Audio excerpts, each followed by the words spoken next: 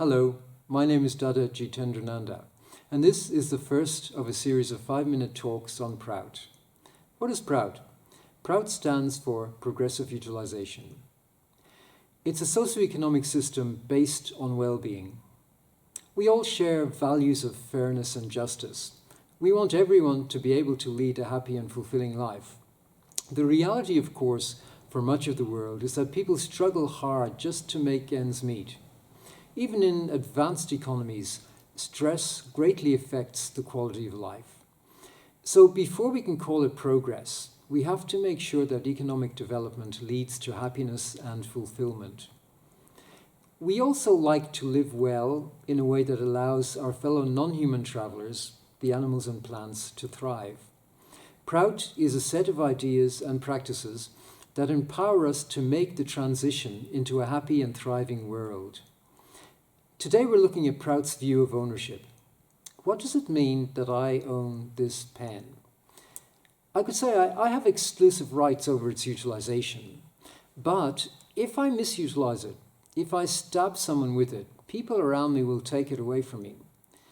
Ownership isn't an absolute value. The well-being of people is a more fundamental value that places conditions on ownership. Throughout history, humanity has evolved systems that try to balance common good and ownership rights.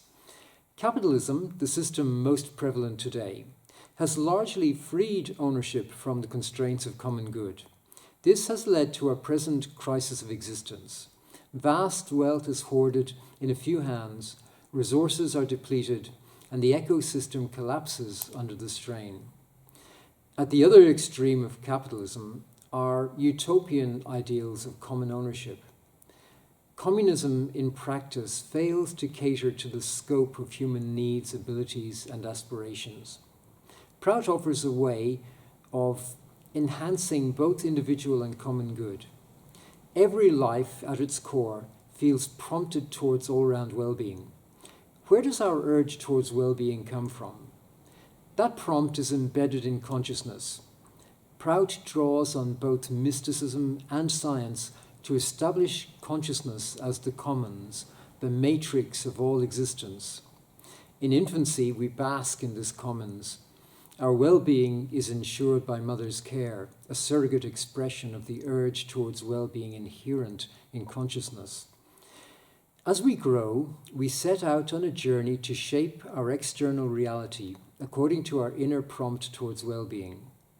Mother Universe becomes the provider of our needs. Our efforts towards happiness are guided by concepts of reality.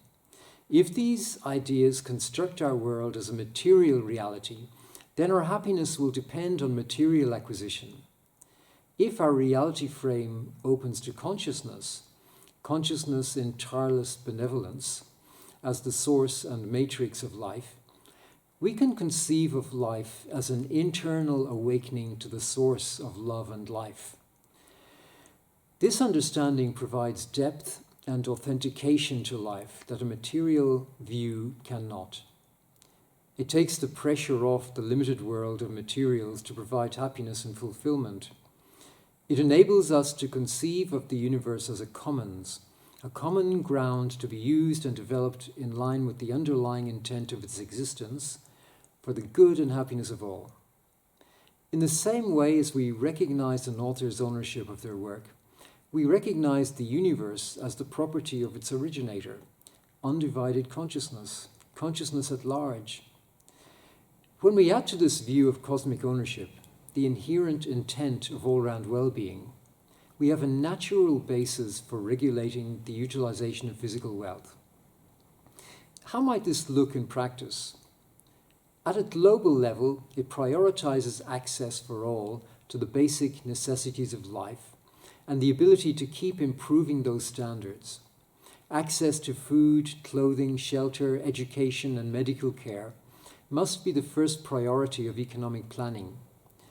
In the case of land, when well-being supersedes profit, the long-term well-being of ecosystems is incorporated into regulations governing land use.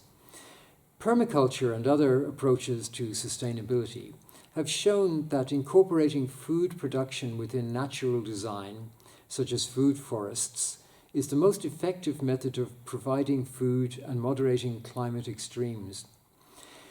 Where land has been taken over by outside interests, it is gradually returned to local people who are ultimately responsible for its proper utilisation. The problem of overaccumulation of wealth can be regulated by progressive taxation and other criteria that balance the need for incentive against the need to minimise disparity. In summary, Prout sees the universe as initiated in an undivided state of consciousness. Wholeness, happiness, and fulfillment are inherent in this apex state. Our happiness and fulfillment rely on internal adjustments of our consciousness in response to a growing identification with its source. The physical wealth of the universe provides an arena for this play of consciousness. Proper utilization of the physical wealth means utilization that seeks to bring about ever-increasing happiness and well-being for all beings.